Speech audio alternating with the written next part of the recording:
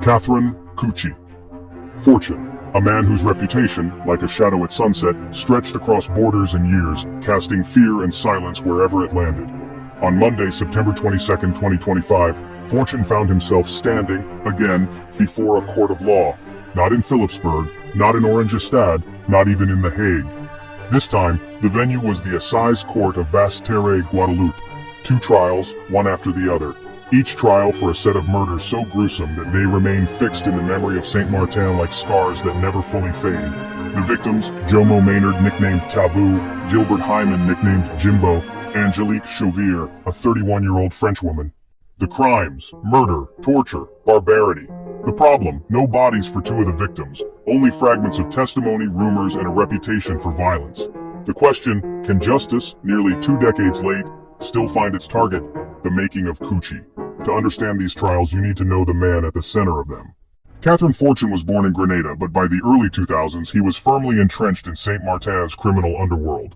The Orléans district, on the French side but a stone's throw from the Dutch border, became his base of operations. It was a time when smuggling routes, petty robberies, and drug drops blurred into a lifestyle.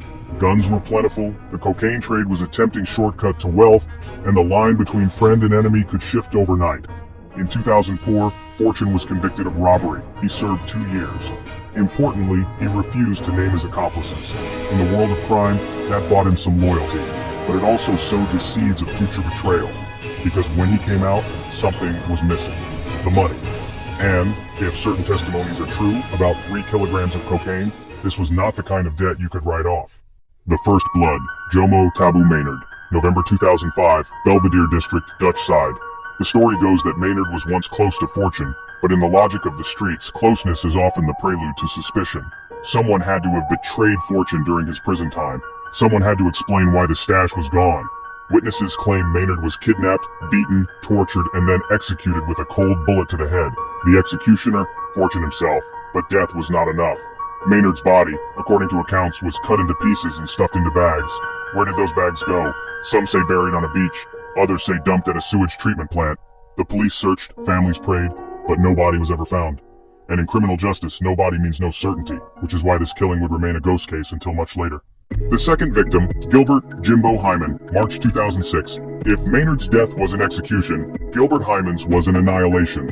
According to witnesses, Fortune beat him to death with the butt of a rifle. But as if the blows weren't enough, he allegedly desecrated Hyman's body, shoving a stick into his rectum. Like Maynard, Hyman's remains vanished. Dismembered, hidden, gone.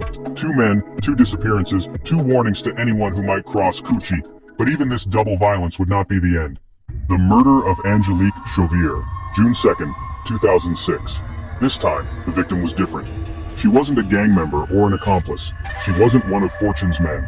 She was Angélique Chauviré, 31 years old, a Frenchwoman from Moge. Her body was found on the Dutch side of St. Martin. The description in court documents is chilling. Skull smashed with rocks, a stick pushed into her vagina, evidence of rape, torture, and barbarity. Why her? Prosecutors argued that she had indirectly benefited from the stash. The money and drugs Fortune believed had been taken while he was behind bars. In his logic of revenge, that made her a target. Unlike Maynard and Hyman, Chauviré's body was found, and with it, the horror of Fortune's brutality could no longer be hidden in whispers. A ghost in the records. For years, these murders were talked about, but not prosecuted. Why? No bodies for Maynard and Hyman. Prosecutors were left with testimonies and rumors. A man on the run. Fortune slipped in and out of police custody, evading justice across multiple jurisdictions. A climate of fear. Witnesses feared speaking out. When a man boasts of 17 murders, testifying against him is not a decision you make lightly. Then in July 2015, during questioning in another case, French investigators confronted Fortune with these accusations. He denied everything, coolly, flatly, as if the allegations belonged to someone else. Still, prosecutors pushed forward. Why France? Why now? This is the part where non-lawyers often ask, wait a minute, if he's already serving a life sentence in the Netherlands, why does France bother? The answer is simple but important. French victims, French law. All 3 victims were French citizens. Under French law, crimes against French nationals fall under French jurisdiction no matter where they are committed. Closure for families. Maynard, Hyman, Chauviré, their families deserve a trial, a verdict, an official acknowledgement of what happened. Principle of sovereignty. France does not leave its dead unaccounted for, even if another country is already holding the killer. Thus, in September 2025, nearly 2 decades after the crimes, France put Cuchi on trial. Trial 1, Maynard and Hyman, September 22, 2025, Basse-Terre, Guadeloupe. The courtroom is heavily guarded. Fortune, 48 years old, no longer the young gang leader of 2005, faces the Assize Court. The charges: murder of Jomo Maynard, murder of Gilbert Jimbo Hyman, aggravating circumstances, cruelty, torture, barbarity. The evidence: witness testimonies from associates, the pattern of revenge linked to the missing cocaine, Fortune's own reputation for violence. The challenge: no bodies. The families never had funerals.